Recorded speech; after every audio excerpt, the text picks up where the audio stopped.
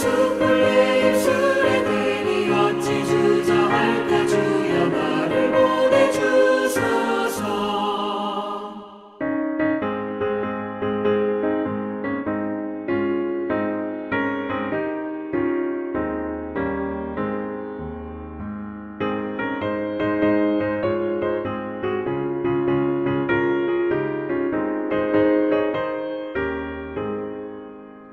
주가 나를 부르시니 언제 어디나 기뻐가서 일하리.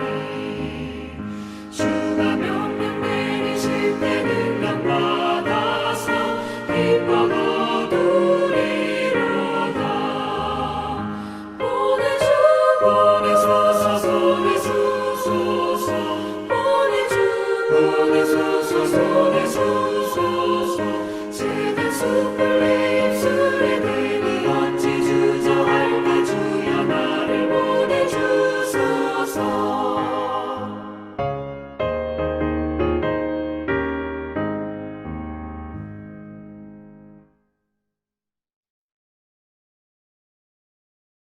할렐루야. 2020년 5월 3일 저녁 가든 예배 말씀 전하도록 하겠습니다. 오늘 본문은 누가복음 10장 1절에서 12절을 중심으로 우리는 복음의 증인으로 부름을 받았습니다 라는 제목으로 말씀의 은혜를 나누고자 합니다. 지난해 11월 1일부터 21일까지 있었던 다니엘 기도회에 강사로 나온 한 분이 있었습니다. 그분은 부산 제2영도교회 심선미 성도로서 26년을 무당으로 살았습니다. 가족 중에 여러 명이 무당이었던 심선미 성도는 무당이 될 수밖에 없는 환경이었다고 합니다. 어려서부터 원인 모를 병을 앓다가 내림굿을 받고 병이 나왔고 어려서부터 귀신이 보였다고 합니다. 그렇게 무당으로 사는 것이 정해진 운명이라고 생각하며 살던 어느 날 신주단지를 모신 단에서 기도하던 중에 살아있는 십자가를 보게 되었습니다. 전에는 한 번도 경험하지 못한 일을 겪은 후에 스스로 예수님을 믿어야 되겠다고 생각을 하게 됩니다. 집에서 TV를 보던 중 무심코 채널을 돌리다가 CTS 방송에서 진행하는 콜링 갓이라는 프로를 보게 되었고 자신도 모르게 전화를 걸어 예수님을 영접하게 되었습니다. 그 이후 심선미 성도는 자신이 모시고 있던 신주단지를 깨고 하나님께로 돌아왔습니다. 평생을 무당으로 살 것 같은 인생이 새로운 인생으로 변화되었습니다. 드라마에서나 나올 법한 이 일은 하나님이 하신 일입니다. 하나님은 우리가 이해할 수 없는 방식으로 일하십니다. TV나 라디오 방송을 통해 복음을 듣게 하시고 그 복음을 통해 하나님을 알지 못하고 믿지 않았던 사람들을 구원하십니다. 예수님은 십자가를 지기 위해 예루살렘으로 향하고 있었습니다. 마지막을 향해 가고 계신 예수님의 관심은 무엇이었습니까? 예수님이 70명을 파송하시며 그들에게 당부하신 것은 무엇입니까? 첫째, 우리는 추수할 일꾼으로 보냄을 받았다라는 말씀입니다. 심선미 성도처럼 신비한 체험을 통해 구원받은 사람도 있지만 우연히 땅에 떨어진 전도지를 주워 읽고 예수님을 영접한 사람도 있습니다. 요즘 같은 시대에 전도지를 나눠주는 것은 시간 낭비라고 생각하는 사람도 있습니다. 하지만 하나님은 시간 낭비라고 생각하는 방법을 통해 역사하십니다. 만일 전도지 나눠준 일을 시간 낭비라고 생각하고 하지 않았다면 땅에 떨어진 전도지를 주워 읽고 예수님을 영접한 사람은 나타나지 않았을 것입니다. 하나님은 언제나 신묘막측한 방법으로 일하십니다. 우리가 헤아릴 수 없는 방법으로 영혼을 구원하십니다. 우리가 해야 할 일은 하나님의 명령에 겸손히 순종하는 것입니다. 복음을 전하는 일에 동참하는 것입니다. 저는 오늘 예배를 마치고 집으로 돌아가는 길에 차를 주차하고 내려서 엘리베이터를 탔습니다. 때마침 눈으로 인사하는 정도인 같은 통로 이웃과 함께 엘리베이터를 탔습니다. 평소에 성경책 속에 꽂아둔 전도지가 생각이 났습니다. 전도지를 전하며 인사를 했습니다. 혹시 예수 믿으십니까? 그 사람은 말없이 멋쩍은 웃음을 지으며 전도지를 받아들고 시선을 전도지에 두었습니다. 먼저 내린 이 사람과 인사를 나눈 뒤 전도지를 나누기를 잘했다는 생각을 했습니다. 문득 로마서 14장 8절 말씀이 떠올랐습니다. 우리가 주를 위하여 살고 죽어도 주를 위하여 죽나니 그러므로 사나 죽으나 우리가 주의 것이로다. 주님의 것이라면 주님의 뜻대로 쓰임받아야 할 터인데 하는 생각을 하며 엘리베이터를 내렸습니다. 예수님은 십자가를 지기 위해 예루살렘으로 향하셨습니다. 예루살렘으로 향하는 예수님에게 긴급하고 중요한 일은 더 많은 사람들이 복음을 듣는 것이었습니다. 예수님은 승천하실 시간이 다가오는 상황에서 따로 70명을 세우셨습니다. 그들은 둘씩 짝을 지어 각 동네와 각 지역으로 보내셨습니다. 이 동네와 지역은 모두 복음을 들어야 하는 곳이었습니다. 70명을 한 사람씩 70군데로 보낼 수도 있었습니다. 하지만 예수님은 전도 현장에서 만나게 될 고난과 위기를 아셨기에 두 사람씩 보내며 서로 격려하고 돕도록 짝을 지어 주셨습니다. 또 유대 사이에서 증인의 증거가 믿을 만한 증거로 채택되기 위해서는 최소 두 사람 이상의 증인이 필요했다는 것도 두 사람씩 짝을 지어 보내신 이유 중에 하나입니다. 신명기 19장 15절 말씀에 사람의 모든 악에 관하여 또한 모든 죄에 관하여는 한 증인으로만 정할 것이 아니요 두 증인의 입으로나 또는 세 증인의 입으로 그 사건을 확정할 것이며 라고 성경은 말씀하고 있습니다. 예수님께 보냄받은 70명이 해야 할 일은 복음을 전하는 일이었습니다. 추수할 것이 많은 곳에서 추수할 일꾼으로 소임을 감당해야 합니다. 예수님은 보냄받은 70명에게 기도하라고 말씀하십니다. 추수할 것이 많은 데 비해 추수할 일꾼이 부족하기 때문입니다. 예수님은 앞서 9장에서 12제자를 보내셨습니다. 12제자를 보내시며 그들에게 귀신을 제하고 병 고치는 능력과 권위를 주셨습니다. 12제자는 이 사역을 통해 하나님 나라를 전파하도록 보냄받았습니다. 그런데 예수님은 12제자를 보내신 것으로 끝내지 않고 70명의 제자들을 따로 세워 동일한 명령을 주셨습니다. 이렇게 하신 이유는 복음의 긴박함 때문입니다. 추수할 것이 많다는 것은 무르익었다는 뜻입니다. 무르익어서 추수해야 하는데 추수할 것에 비해 일꾼이 적어 70명을 보내셨습니다. 또한 모두가 추수할 일꾼으로 부름을 받았다는 것을 보여줍니다. 예수님은 70명을 보내시면서 그들에게 추수할 일꾼을 보내줄 것을 기도하라고 말씀하셨습니다. 하나님은 복음을 듣고 살아온 사람을 다시 추수할 일꾼으로 부르십니다. 저나 여러분들은 5월 31일에 있을 이웃사랑 초청주의를 위하여 세상으로 보냄을 받은 사람들입니다. 오늘 주님이 보내셨던 제자들처럼 우리가 때를 얻든지 못 얻든지 복음을 증거하는 복음사에게 최선을 다할 수 있기를 바랍니다. 전도를 특별한 은사로 생각하는 경향이 있습니다. 전도 잘하는 사람은 남다른 은사를 가진 것이 틀림없다고 생각합니다. 그래서 전도를 내일이 아닌 전도의 은사를 가진 사람의 고유한 사역이라고 생각합니다. 하지만 전도는 특별한 은사를 가진 사람의 전유물이 아닙니다. 예수님은 전도의 은사를 가진 70명을 보내신 게 아니라 예수님을 따르는 70명을 전도자로 보내셨습니다. 전도의 은사를 가져야 전도할 수 있는 게 아니라 예수님을 믿고 따르는 성도는 전도자로 보냄을 받았다는 것을 보여줍니다. 그래서 전도는 은사가 아니라 명령입니다.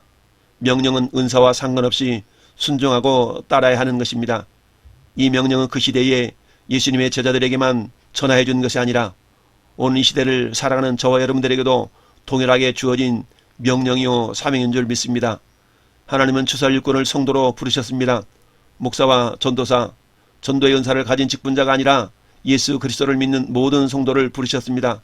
말을 잘한다고 전도를 잘하는 것이 아닙니다. 지적 수준이 높은 사람이 영혼을 변화시키는 것도 아닙니다. 전도는 사람이 아니라 하나님이 하십니다. 단지 사람을 통해 성령의 마음을 변화시켜서 영혼이 변화됩니다. 말을 잘 못해도 복음이 선포될 때에 구원의 역사가 일어납니다. 지적 수준이 낮고 할 수 있는 일이 없어서 전도지만 배포해도 그 섬김을 통해 영혼이 변화되는 기적이 일어납니다. 우리가 할 일은 추수할 일꾼으로 부름받았다는 사실을 기억하고 순종하는 것입니다. 아직도 추수할 것이 많은 이때에 우리를 부르시는 예수님의 부르심에 순종으로 응답하는 복된 삶을 살 수 있기를 바랍니다. 두 번째, 우리는 하나님 나라를 선포하는 증인들인 것입니다. 내비게이터 선교회를 창설한 인물이 도슨 트로트맨이라는 사람입니다. 그는 평생 그를 알고 그분을 알게 하라. To know him and make know 라는 말을 좌우명으로 삼고 살았습니다. 트로트맨은 고등학교 시절 잘 나가는 학생이었습니다.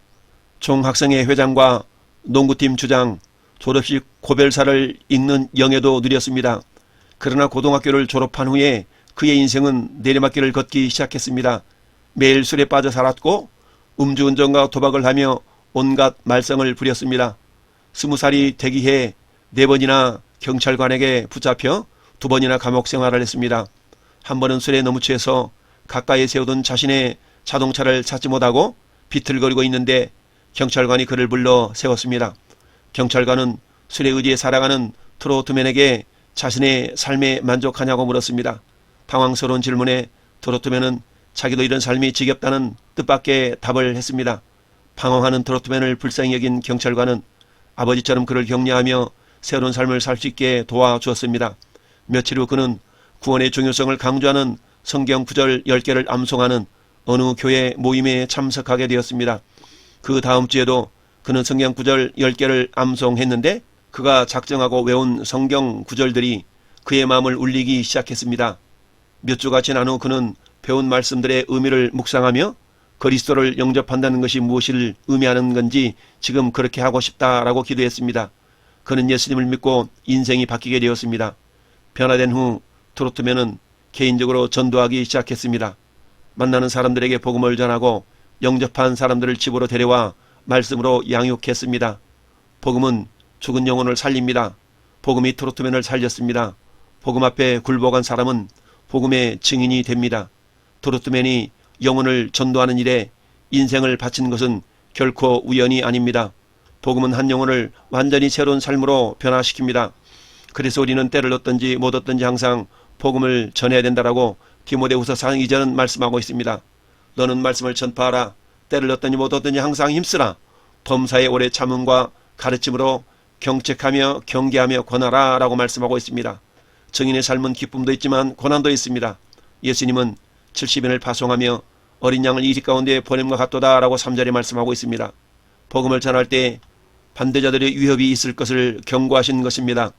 복음의 증인으로 사는 길은 결코 평탄하지 않습니다. 그러나 증인을 눈동자같이 지키시는 하나님이 뒤에 계십니다. 우리와 함께 계십니다. 예수님은 70인을 홀로 보내지 않으시고 앞서 보내셨습니다. 절대 혼자가 아니라는 뜻입니다. 하나님이 함께 하시고 하나님이 지켜주십니다. 증인은 이 믿음 안에서 복음을 전해야 합니다. 또 하나님이 필요한 것을 채워주신다는 절대적인 신뢰로 나아가야 합니다. 예수님은 70인에게 전대나 배낭이나 신발을 가지지 말라고 말씀하셨습니다. 무엇을 먹을지 무엇을 입을지 어디서 잠을 자야 할지 걱정하지 말고 하나님을 신뢰하고 의지하라는 것입니다. 하나님의 모든 것을 준비해 주십니다. 여호와 이레의 하나님이 증인된 삶을 사는 우리와 함께 하십니다. 예수님은 70인에게 그들을 기꺼이 받아들이는 집에서 어떻게 해야 할지 가르쳐 주십니다. 한 집에만 머물며 그들에게 무엇이 제공되든 그것을 먹으라고 말씀하십니다. 복음의 증인으로 사는 자에게 주시는 싹시입니다. 또 복음을 거부하는 사람들에게는 공개적인 장소에서 발에 묻은 먼지를 떨어버리라고 11절은 말씀하고 있습니다. 이것은 복음을 거부한 자들을 하나님도 거부하신다는 공적인 표시입니다. 그들에게는 하나님의 진노가 예비되어 있습니다. 이들은 고대 이방 도시들 가운데 가장 사악한 도시로 악명 높았던 소돔보다 더한 하나님의 심판을 받을 것입니다. 하나님은 악독이 가득한 아수리의 수도 니느웨를 멸망시키기 위해 선지자 요나를 보내셨습니다. 그러나 요나가 전한 하나님의 심판 메시지를 듣고 니느웨 백성들은 죄를 회개했습니다. 하나님은 죄를 회개하고 돌이킨 니느웨를 멸망시킬 계획을 철회하셨습니다. 하나님의 복음은 죽이는 것이 아니라 살리는 것임을 가르쳐 주셨습니다. 복음은 살리는 것입니다. 하나님은 우리를 허물과 죄로 죽은 영혼을 살리는 증인으로 불러주셨습니다. 이 영광된 부르심에 기쁨으로 응답하는 우리 모든 성도들이 될 수 있기를 예수님의 이름으로 축원을 드립니다. 아멘.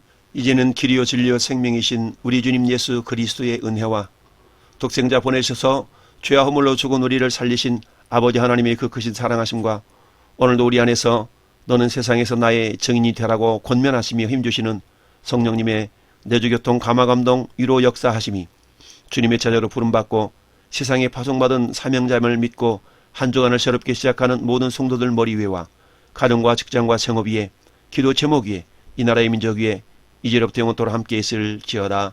아멘.